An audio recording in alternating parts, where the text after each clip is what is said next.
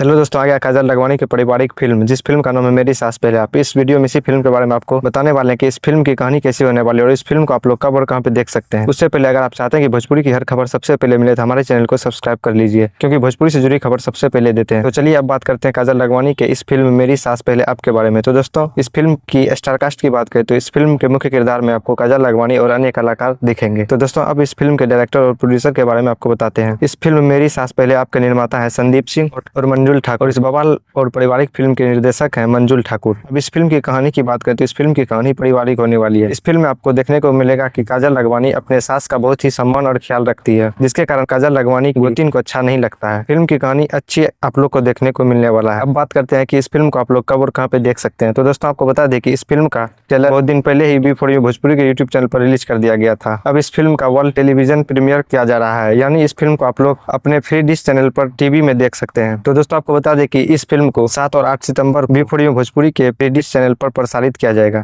तो आप लोग अपने फैमिली के साथ बी4यू भोजपुरी के चैनल पर यह फिल्म देख सकते हैं। तो दोस्तों, ये था भोजपुरी करने वाले फिल्म का अपडेट। अगर वीडियो अच्छी लगी तो वीडियो को लाइक और चैनल को सब्सक्राइब कर लीजिए। मिलते हैं अगली वीडियो में, तब तक के लिए धन्यवाद।